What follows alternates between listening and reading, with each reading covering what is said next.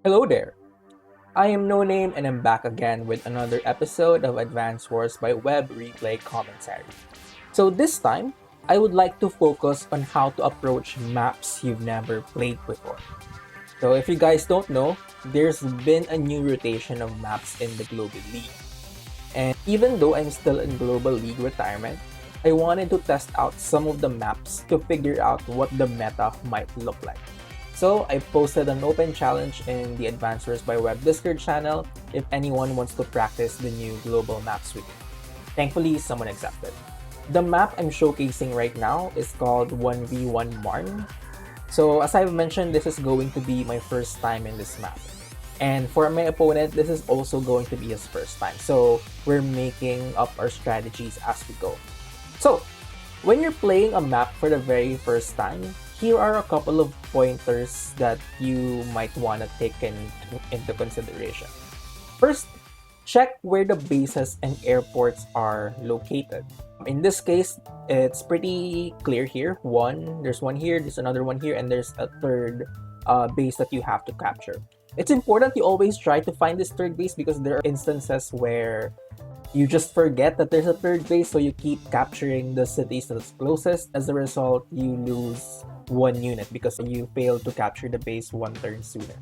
So that's really important. More so, once you figure out where the bases are, it will also help you determine which is your supposed strong side and which is your supposed weak side. For my case, since I'm playing as Orange Star, this is going to be my strong side, this portion of the map here. The reason for that is because I have two bases that's more accessible to this area of the map. Although this base can also be used to supply units at this portion of the map, it's gonna take too long because your units will have to traverse this forest, go around, traverse this forest again, and another forest. And it's gonna take forever for them to reach whatever conflict's happening here. So it's better to use this base to reinforce this side so that you'll have a more united front. Not to mention, this airport is also very flexible. Like, you can send your battlecopters north, you can send your battlecopters south, really depends. But the reason why the airport's probably going to be more useful on the northern side is because if you look at the side properties, the airport will have a much easier time traversing this over the waters and add some necessary reinforcement. So it really depends on how you would approach this. Although, again, like anything in Advanced Wars, this isn't set into stone. You can focus your army on your supposed weak side. For example, you can go heavy airport and then mech spam here, and then maybe just send a couple of artilleries and infantry to this part of the map.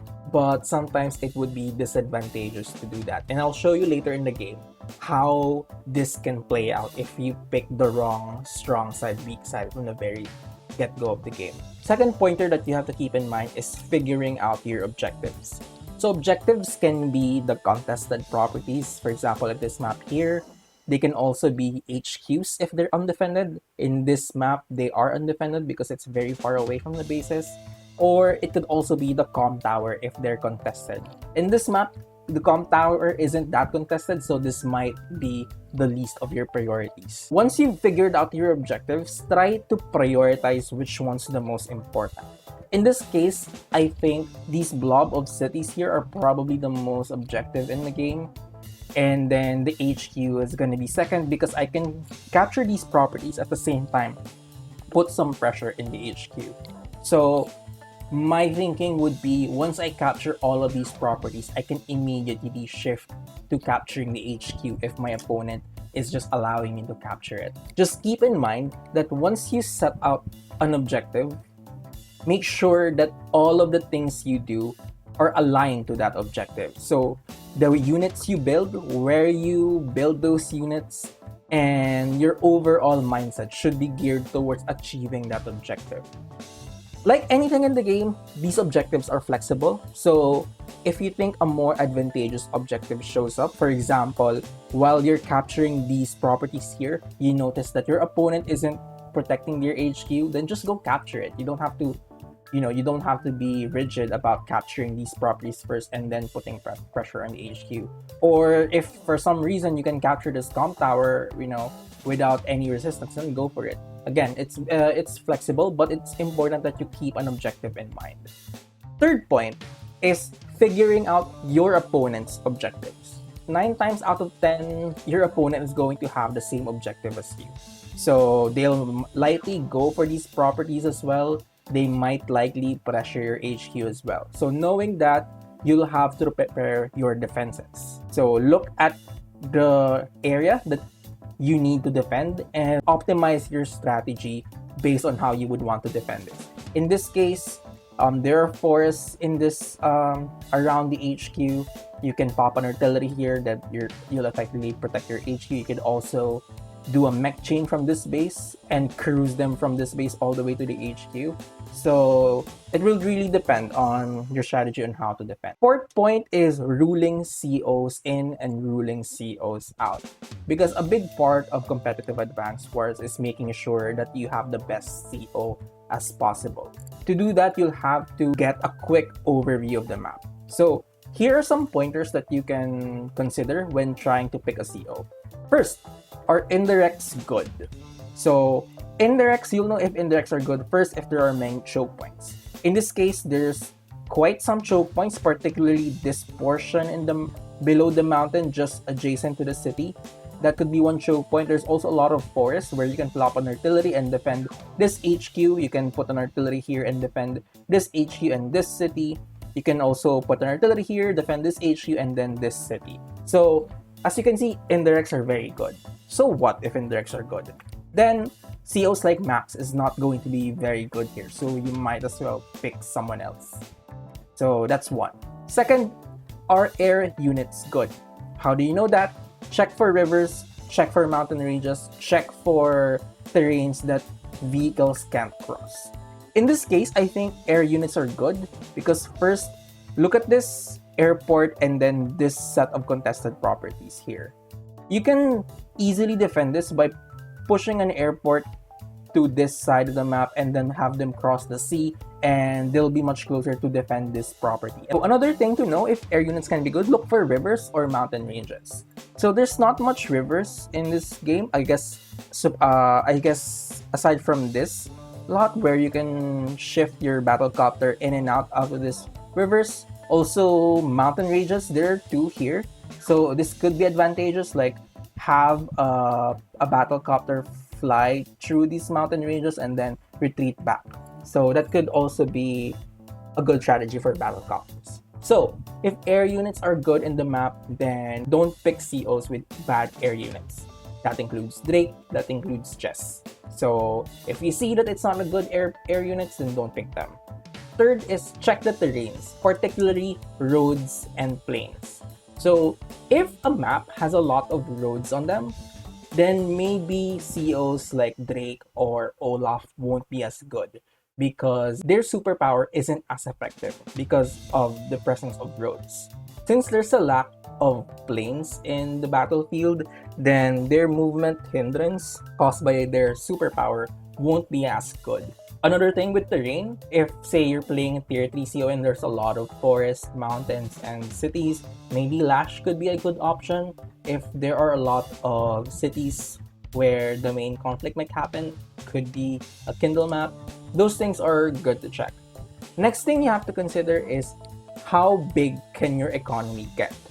Now, in a game where the normal or the expected income divide between you and your opponent are below 18k, that proves to be a very small scale map. For 18k to let's say 22k, 23k, that would be your medium economy map because that could be maps where you can pump out medium tanks every turn. It's also a map where maybe you can spam battlecopters every turn. In those games, units like, again, Drake, Olaf, Hawk, and maybe even Eagle might be more viable in those kinds of maps. And the 24k and up, then those are your big boy maps. Units that don't scale well in the late game, for example, Sonya, Max, Kindle, Lash, then those are COs that you wouldn't want to pick. So those are the things you have to keep in mind when playing out a new map. Now, for this game, this is a tier 3 matchup. I picked Rachel and my opponent picked Andy. So, quick facts about Rachel. First, her day-to-day power. Grants 1 HP when you repair your units on cities, and then you pay for the extra costs. This is useful because you can effectively play Rachel as though she's Andy. Like, when you have a wounded tank, just put them in a city and that tank will be good as new after 2 turns. Although you'll be paying more for that, it's fine because you're maintaining your unit count, you're maintaining pressure, and you're maintaining your positioning in a map that you're trying to control. So I think the plus 1 HP cost that you're gonna get is totally worth it because your units will have a hard time dying. So if you're playing as Rachel, it's best to play against her as though you're playing against Andy. Just kill off her units, don't give her the chance to heal them up later on. So her CO power, Lucky Last, it sets her luck rating to 40. This is useful in niche situations. For example, if you're faced in a situation where your opponent has, say, a medium tank or a neo tank and you have nothing to counter it, like you have no artillery set up, you don't have your own medium tank and neo tank, one way to get around that if you're Rachel is just pop Lucky Last and then hope that your infantries will be able to do significant damage to your opponent's medium tank or neo tank. So that's one way to use that power. In this game, since I'm playing Andy, you can use your CO power to make sure that his units die, because just take advantage of the increased firepower. Basically, it's around 20% increase, so that's that's beneficial. Lastly, her super CO power, covering fire. Basically, it launches 3 missiles on the map depending on, first, the unit value, which area has the most clumped unit value. Second is infantry, where in the map is infantry most concentrated. And third is HP value, where will the missile do the most HP damage. So in Fog of War, the reason why Rachel isn't as good is because you don't know exactly where the missiles are going to hit. And the thing is, it's very easy to circumvent the CO power or the super CO power of Rachel by just forming infantry balls. Infantry balls will basically draw 2 missiles, the infantry missile and the HP missile, to that one specific portion. And if you do that, you only have 1 missile to take care of, and that's also easy to deter. So that's why in Fog, you're more likely to use her CO power just to make her a discount Nell. But you can also save up your super CO power and be unpredictable with it, making sure you don't give your opponent the chance to prepare for it. Because if you're able to land a very good Rachel super CO power, that's GG. It's basically a meteor strike for 6 stars. So that's very good. Next, for my opponent, Andy. Andy, he has no day-to-day power. Hyper repair repairs plus 2 units globally, nothing really good. What makes Andy super good is his hyper upgrade. It gives 5 HP to all units globally, 1 movement, and then 20% firepower. This is the reason why you want to kill off Andy's units, because if you don't, Andy will just pop hyper upgrade and all of his units are just essentially going to come back to life. So, when I play this map, I did not pick Rachel with strategy in mind. Since it's not an official Global League match, I just wanted to play a CO that I often don't pick competitively. And seeing this matchup, Rachel, again, is a terrible matchup for Andy. Because as I've mentioned, you can easily bypass Rachel's super CO power. And if Andy pops hyper upgrade, then he'll easily nullify all of the damage that your Scott has done. So, I think we've gone long enough with the tips or with the pointers. Yeah, let's get on to the match. Alright, so again, I'm playing Orange Star, my opponent's playing Blue Moon. Let's skip the first turn because they're largely insignificant. So, yeah, again, as usual, just catch the base. Capture the base as soon as you can. So, okay, here's our first difference. My opponent went for this city, I went for this airport.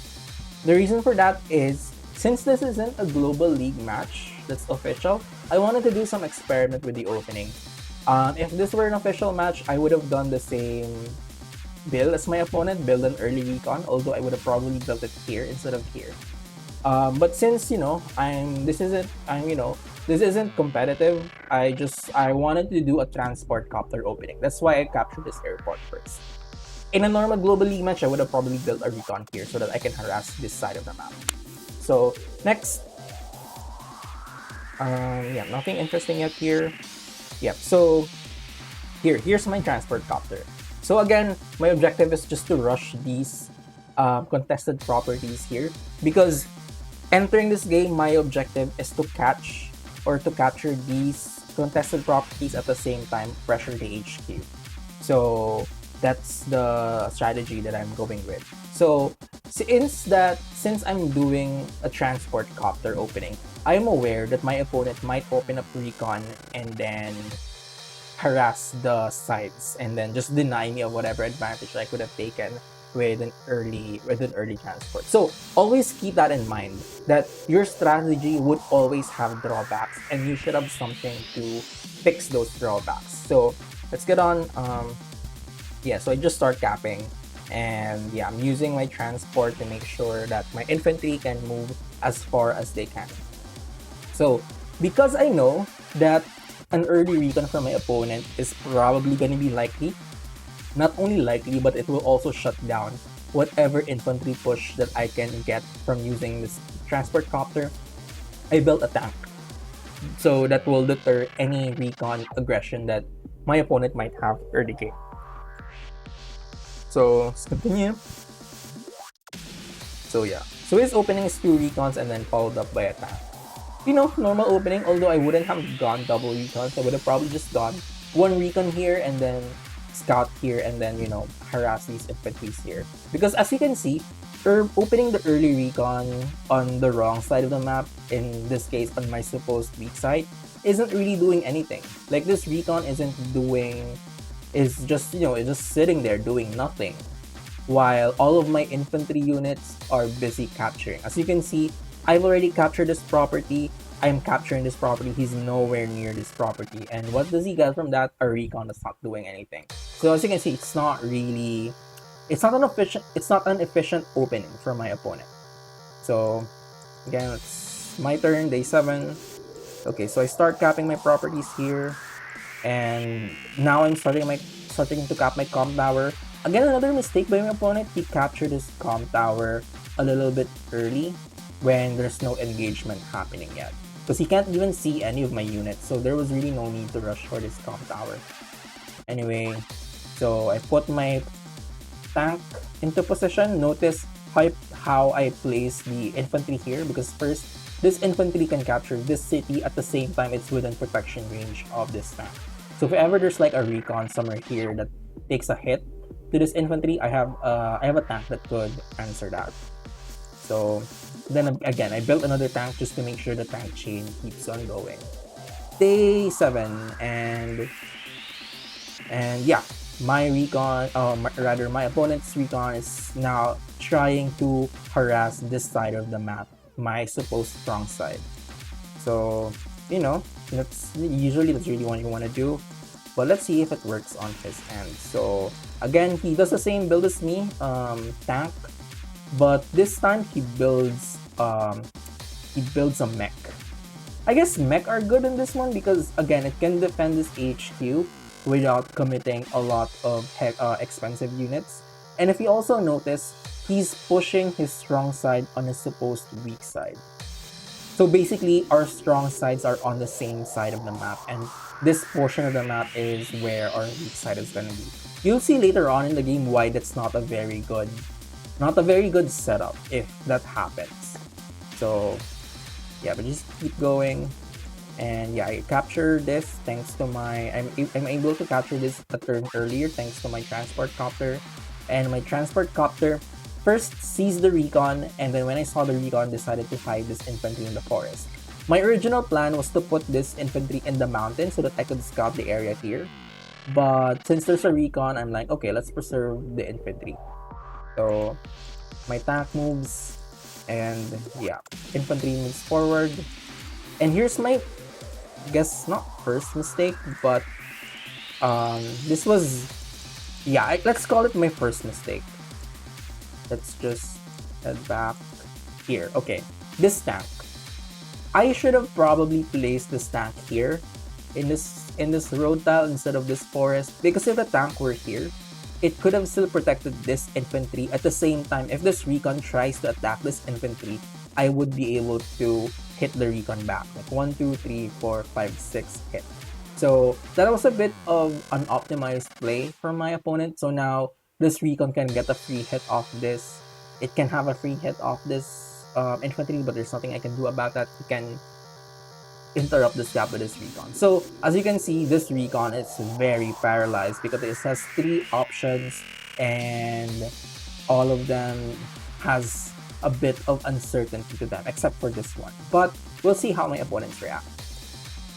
So yeah, he just captures properties, and then yep, well, he brings his tank for follow-up, and then yep, again he builds another mech. A bit early for the mech spam to go, but I guess he's really pushing hard on his supposed weak side. As I mentioned, the weak side strong side thing isn't something that's carved into stone. You can push your strong side here, like what my opponent is doing, like tanks plus mech push. But yeah, you'll see how that's not really super effective. Day 9. So yeah, okay. What happened here is my opponent's recon got trapped.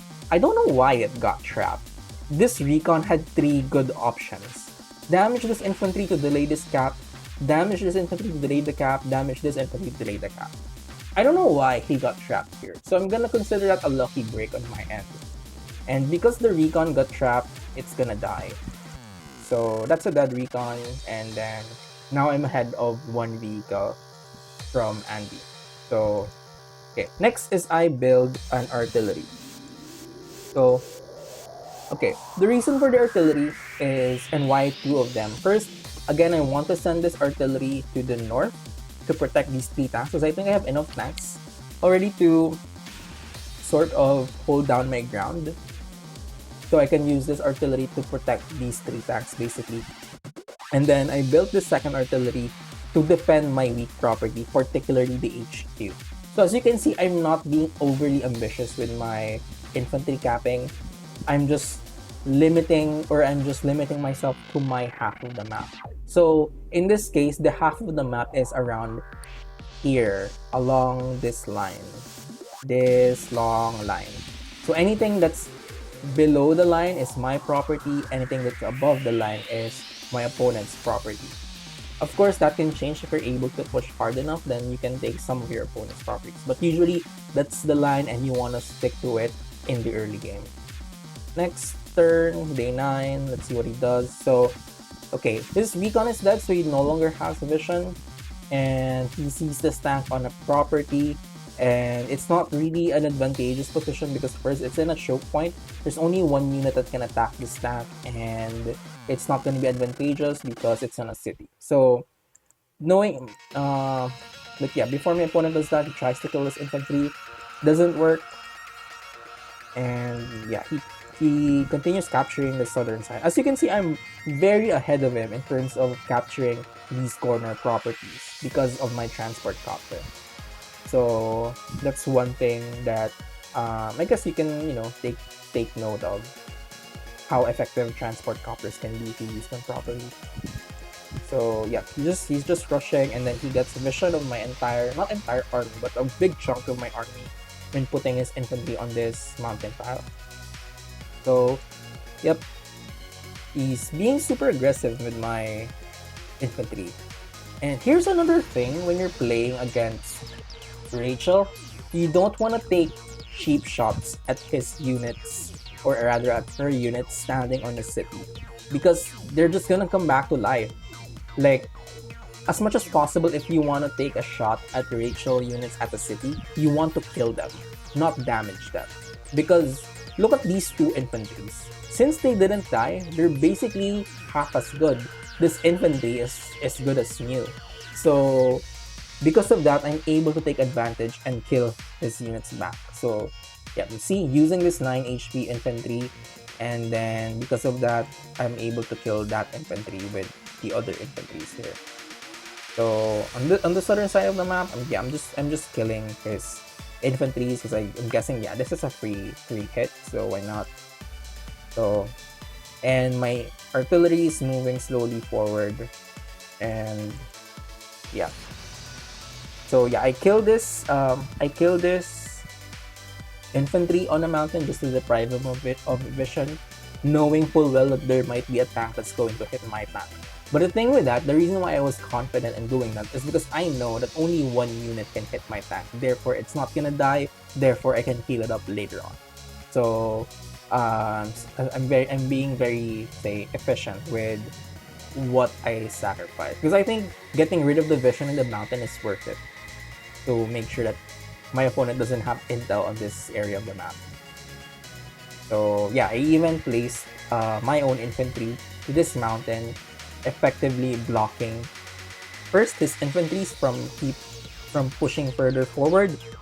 Second is I have vision of his entire army behind the mountain. So yeah, I also set up my infantry to make sure that I am in range to capture this.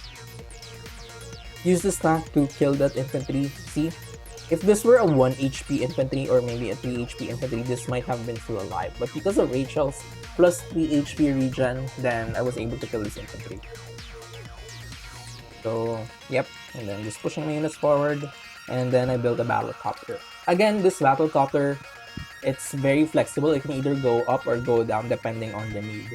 Considering that I'm not yet seeing any tanks on the southern side, I'm guessing the battlecopter is much more needed on the northern side. So yeah, he takes one shot, 8 to 4 trade, that's pretty good. But then again, there's no follow-up. So that's fine.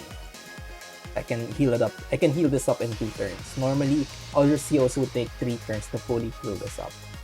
So yeah, he kills the infantry. Again, I don't know why. Right now, all of these infantries are gonna die because of that sort of aggressive infantry play from my opponent. And the thing is, the reason why this game or this what do you call this? This strategy isn't really worth it for my opponent is because, okay, let's say that my opponent wins this side of the map. Then what? What's the follow-up objective? I can easily defend the comp tower. These bases are way too far, or these cities are way too far from his bases. Therefore, I could just send out battlecopters and I could easily defend this property. There's no good next objective if ever he wins the fight here. So that's why the push on the northern side isn't really a good strategy for my opponent. So yeah, now he's just hitting infantry. And he tries to kill the one in the city but doesn't work.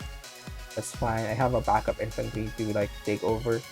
And yep, just tank spamming and builds an anti-air on the turn that I build my battlecopter. It's day 10 or day 11, so it's a good timing for an anti-air.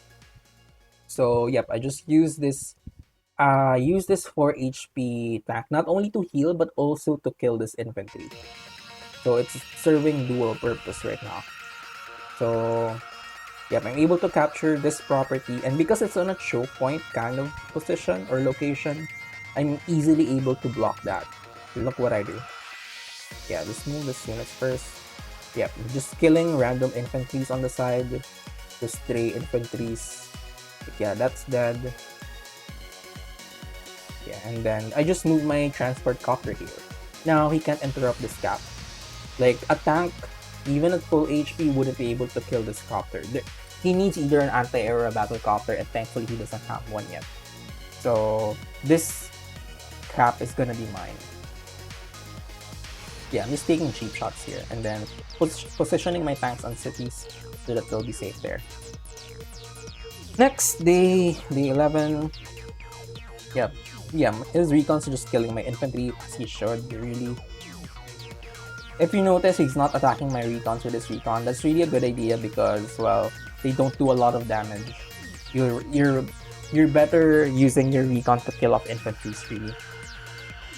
So yep, he's just using his recons to kill off infantry, And then yeah, as I mentioned, if he attacks the transport copter and really does nothing, the transport copter can still transport units as fine, even if it's like at 1 HP.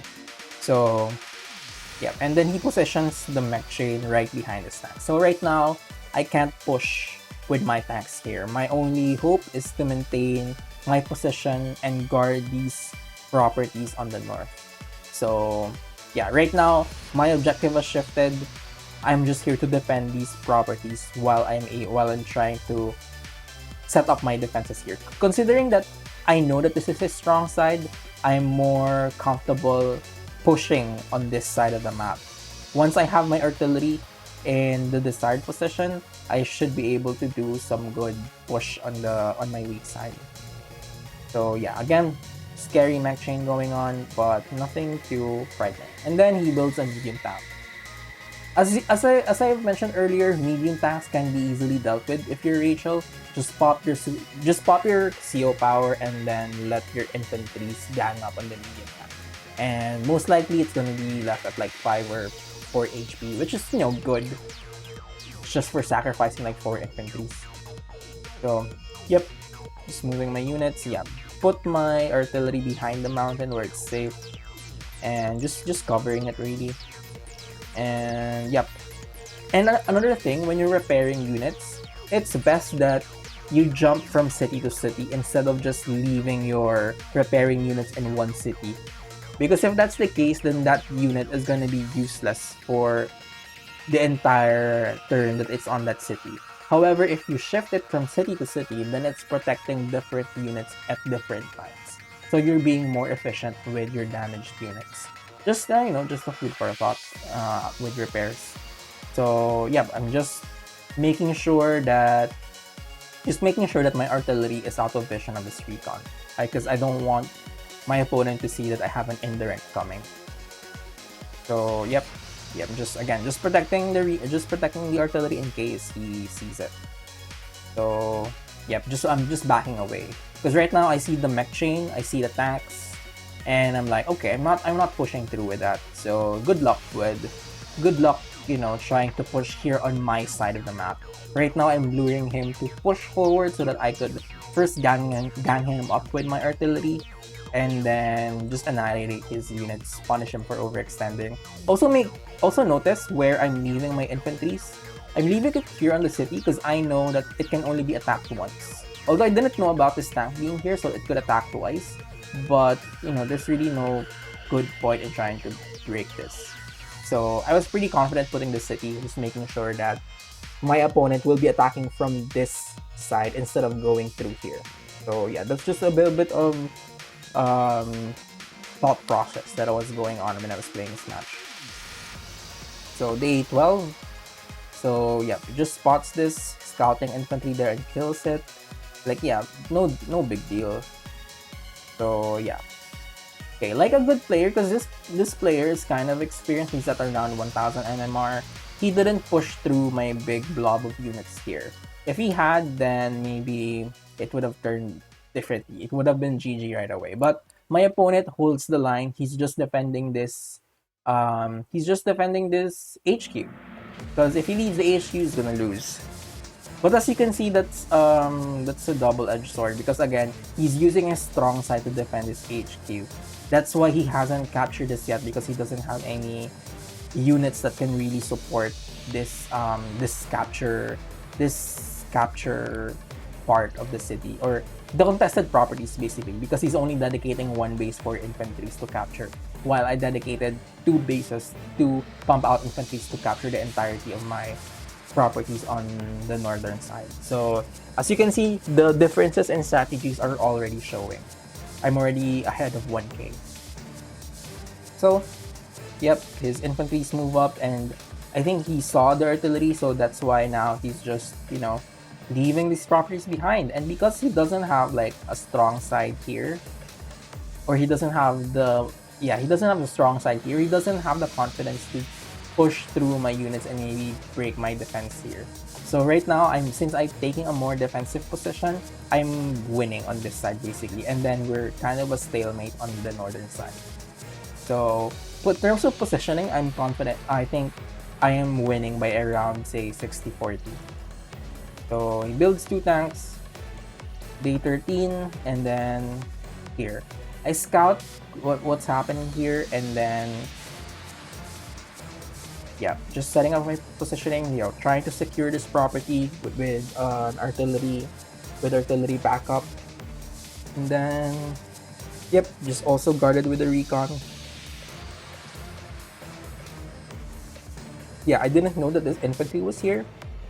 Although I could have guessed that an infantry was here since this property wasn't capped yet. But whatever. So, yep. Again, setting my second artillery. Again, I'm just being super defensively here. And since I know that there's a choke point here, there's a forest here, I'll be able to do good work in defending this this HQ at the same time, putting pressure on this property. So, again, so right now, I just revealed this stack. And since, yeah, okay, so I went in for the attack. Normally, I wouldn't have done this. But the reason why I did this is because I had a copter. That's the only reason why I thought this was a good attack, because I'd be able to take a free hit off this tank and the mech wouldn't be able to touch this tank. Like, the only thing that could touch it is this other tank, but it's on a defensive property, so it's not gonna be a very good engagement. Of course, I didn't know that he had anti-air there. So, since there was anti-air, my whole offense was rendered obsolete. Not obsolete, but it was pretty ineffective, basically. So yeah, I just take a cheap shot at this, and then I push back in, and then held the line here, protecting my 2 tanks with an artillery here. So yeah, and I also have an anti-air in case he has a copter just waiting for me. So okay, so now I am building a battlecopter and then a mech. So right now, since I'm pretty confident with the army I have here, I wanted to give more attention to this side of the map. That's why now I'm building mechs. I'm also building battlecopters where I can either shift it up or shift it down depending on where it's most needed. So yeah, when I saw this attack, I'm like, okay, crap, I'm gonna get blasted here. Because there's a tank, a mech hit, and then the 6 HP tank can finish me off. Which is fine. Just look at my super CO power, it's charging up. And you know what? That's fine. Yeah, he just kept pushing. Push. Yeah, he interrupts the scap. I got pretty annoyed. I really thought I was gonna get this property, but it's fine. There's a dead infantry.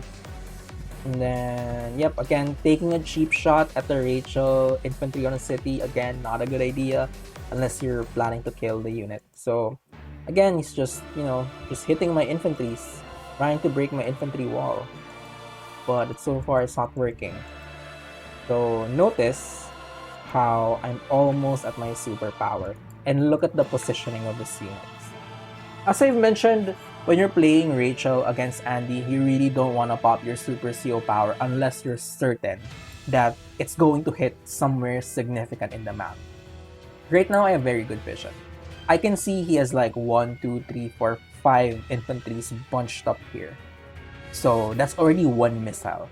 Not to mention the missile these infantry blobs are surrounded by tanks.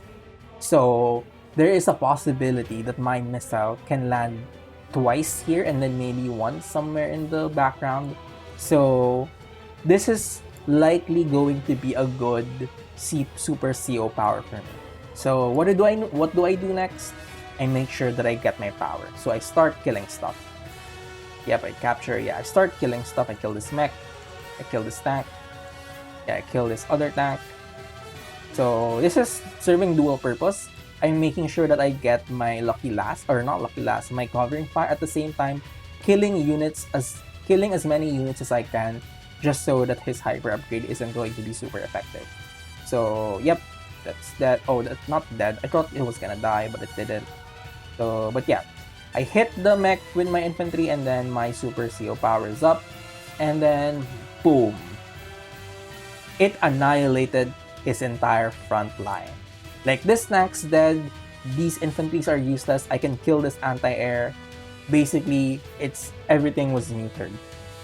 So I proceed to kill off his weakened units. I was so annoyed that this 8 HP infantry didn't one-shot this, or not one-shot, but kill this 1 HP tank on an HP, but whatever. I have backup for that. So I killed the 1 HP mech, and then I used my anti-air. As much as I didn't want to do this, I wanted to kill this tank before it gets revived to 8 HP and it's gonna be viable. So nope, no free tank for you, mister. And again, use my tank to kill the 7 HP anti-air. That's dead. And then, yep, just sending in my tanks for reinforcement, really. So, yep, that's dead. Dead. And, yep, just again, setting up my defenses here. And yep, making sure that I'm able to capture this city. So, Balacopter goes south. Because I think I already won. The thing is, my mindset here is I already won the northern side. I don't yeah, I already won the northern side, so there's really no use to pump more forces towards the north. So now I'm focusing my attention to the southern side. So I'm now building mechs, building Balacopters to defend this area of the map. Next turn, day 14, let's see how he reacts to my Super Seal power. So weirdly, he doesn't pop Hyper Upgrade, which I guess I can't blame him because look at his units. If he pops Hyper Upgrade right now, the best that he's gonna get like a full HP medium tank from 9 to 10, not that good.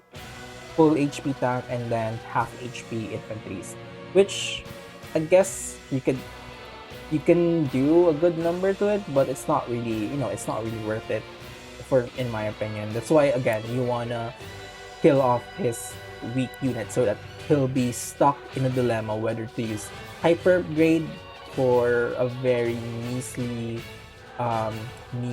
unit boost, just basically using it for the 1 movement plus 20% firepower, or he holds it. And that means that he's gonna have his next superpower at a later turn than yours. So, yep, he doesn't use it. So, if he had used it, this anti-air might have been dead, but that's his choice. He made his choice now. So, yeah, he just placed the city or placed this tank on the city to keep on healing it. And yeah, he doesn't pop his hyper upgrade because right now he's in retreat mode. That's probably another reason why he didn't pop his hyper upgrade, because he wanted to fully take advantage of every benefit that he's gonna get.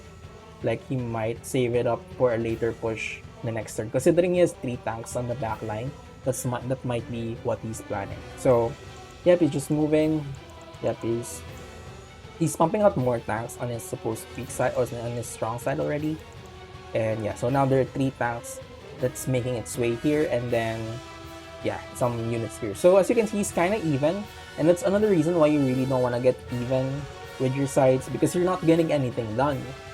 Your strong side is too weak to be able to push your advantage, and then your weak side is just getting decimated by my weak side. So yeah, it's not an ideal position. So yeah. So he's sticking with the copter transport build or Balacopter build. I might have gone with medium tanks by now, but whatever. Yep, so since I didn't pop his hyper upgrade, I resume on killing his units. Kill the weakened units. And another reason why I killed off these weakened units, aside from the fact that I'm battling against Andy, is because I'm preparing for something big. You'll see later on. So I retreat this anti-air, and I get vision over this area. So I know that he has someone in this mountain. So I have a good idea of how much vision he has right now. So checking right now, his vision is just this. He no longer has vision of any of my tanks. He only has vision of the 2 infantries. That's it. And that's not a lot of information, especially if you're in the losing end. So if you remember, there were 2 infantries here. So he's aware that there's 1 tank here because he saw it with the 2 HP infantry. But now that it's dead, he doesn't know where these tanks are going to be. So look at how I maneuver my forces. So yeah, I just started killing stuff here, and I'm preparing to capture this city. And I'm backing my artilleries with artilleries, and then yep, my mech chain is proceeding. My Balacopter is kind of in position to defend the southern side. And look at my tanks. I'm hiding them in forests because I'm planning to shift them south. He has no idea that I'm doing that because he has no vision. So look at my tanks, they're just slowly slithering towards the south. Slowly slithering. And look at these tanks, they're already threatening a big part of the southern area. He doesn't know about this, so look at that. He already threatens this area, this tank threatens this area. There's also a battle copter backing it up and then a couple of artilleries. So in the next turn, this is going to be my super strong stat and I can push my advantage and start capturing these corner properties that should have been his in the first place. But because he didn't focus that much on it, I'll be able to overtake this later on. So yep, just setting up my units on my now strong side. This is now going to be my strong side, but the thing is he has no idea that that's what's happening. For all he knows, he probably thinks my tanks are just behind this mountain, but because he doesn't have vision, he doesn't prepare adequately. Look at what he does. Okay, pops superpower. I mean, I would have popped it last time even though I won't get a lot of value from it, just to kill the anti-air really. But yeah, he made his choice, he popped superpower. Let's see what he gets out of it. So he's able to put this infantry in mountains, and then he's able to interrupt the cap. He's able to attack this artillery, but I have another artillery that's just waiting to blast it. And then yeah, he attacks this infantry, attacks the infantry on the mountain. He's just taking cheap shots at my units really. He's not killing anything. So yeah, the reinforcements come. So now there are 4 tanks here, 5 coming. And this copter is heading towards here because he probably thinks my tanks are here. And yeah, he kills my infantry, kills my other infantry, and then yeah, these tanks are hiding here.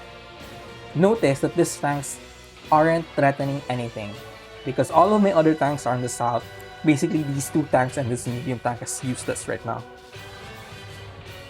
So move. And yeah, those 2 tanks now. And this is probably the best front shift that I've ever done in my Advanced Wars career.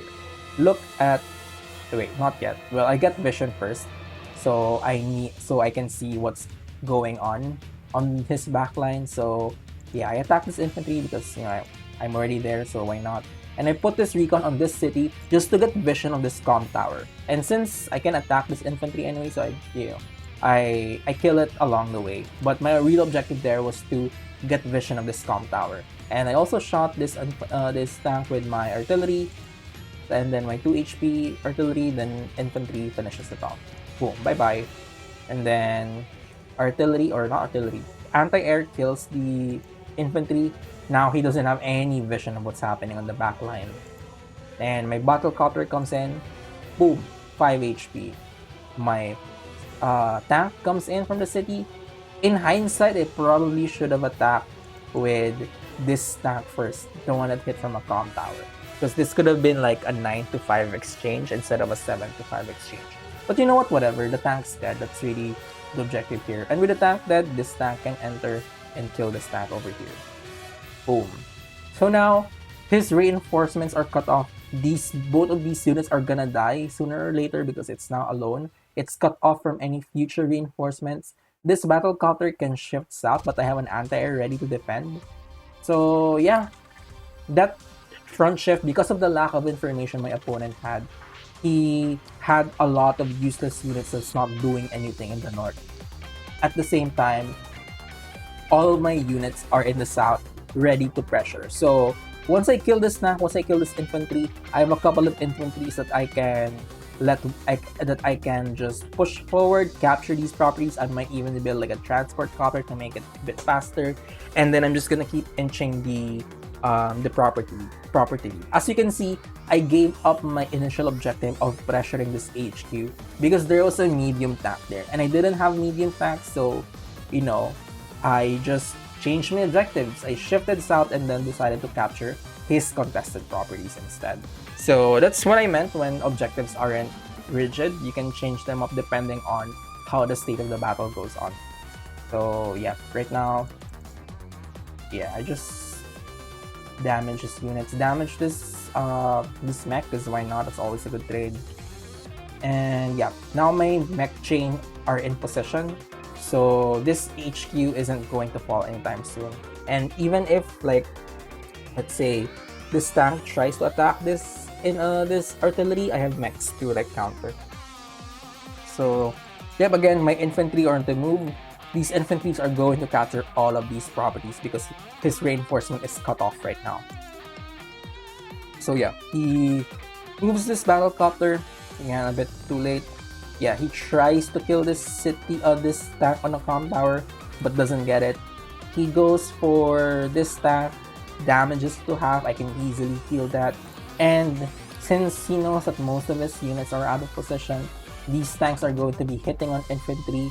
This tank's not seeing anything. Basically, all of his units are out of position. He resigns. Boom. Rachel won against Andy.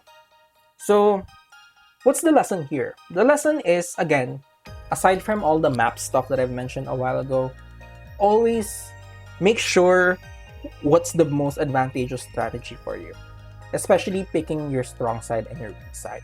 Because what my opponent did is he chose to push hard here using a combination of tanks and mech. The consequence of that is he's only pumping out one infantry to capture all of these properties. That's why the entire game he was behind economy-wise.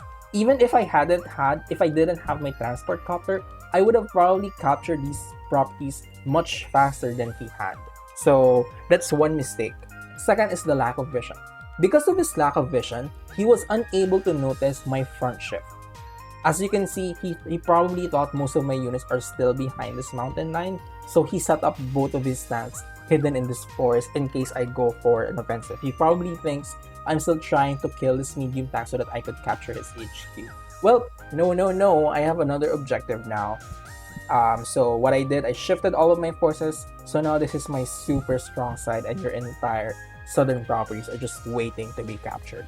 So that's one thing. He stopped building recons at some point, so that's, I guess, a bad thing. Third thing is not recognizing the powerful units in the game, particularly artilleries. As you can see, this artillery, these twin artilleries here, zoned out his entire forces on the southern side. They weren't able to push, they weren't able to take advantage, they weren't able to pressure my HQ just because of the artilleries. If you notice, my opponent didn't build a single artillery in this game. That's why it was so easy for me to just run down his defense and be able to kill all of his units. So there you have it. That's it for today's video. Again, thank you so much for watching. If you like content like this, just let me know. Like, comment, and subscribe, all of that good YouTube stuff. And I will see you again next week. Goodbye.